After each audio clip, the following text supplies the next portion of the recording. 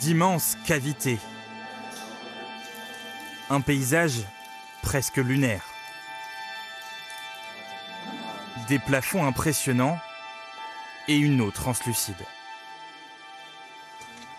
Alors on va rentrer là. Ici c'est les puits là.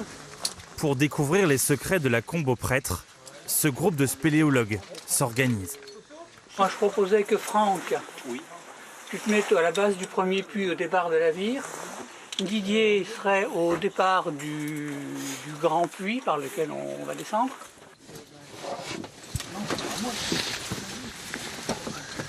C'est parti pour une première descente de 6-8 mètres.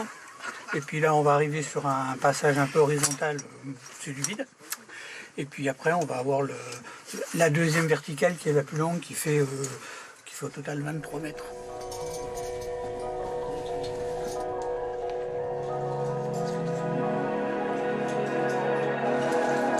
Arrivé à 35 mètres sous terre, la balade peut commencer.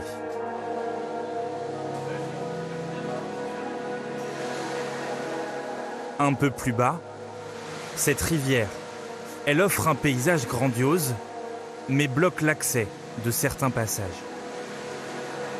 On peut y aller qu'en plongée avec des bouteilles, donc un équipement de spéléo avec double bouteille, double détendeur. Et là, il y a à peu près 80 mètres de siphon. Et on va retomber dans la galerie, on va retrouver la rivière de l'autre côté en fait. Avant de la retrouver, il faut passer par la chatière, une quinzaine de mètres, en rampant dans un trou minuscule.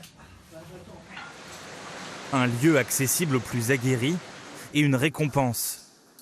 Ces plafonds, certains sont remplis de fistuleuses qui deviendront après des milliers d'années des stalactites.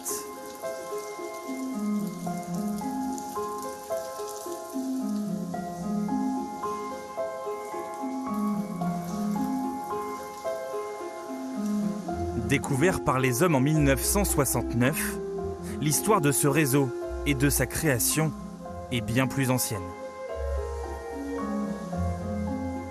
Comment ça s'est créé? Alors en fait, c'est l'eau la pluie qui tombe sur le sol et qui s'infiltre dans les fissures.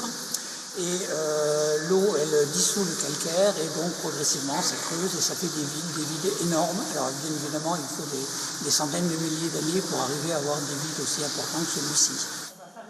Un patrimoine naturel exceptionnel que ces passionnés veulent conserver.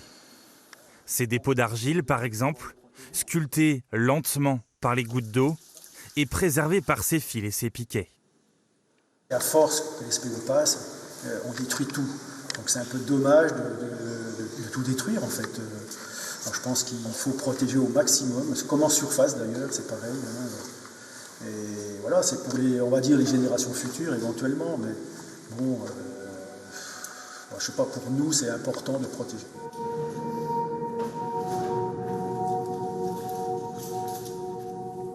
Un immense terrain de jeu. Pendant ce reportage, vous avez découvert moins de 500 mètres de galerie sur les 28 km que compte ce site.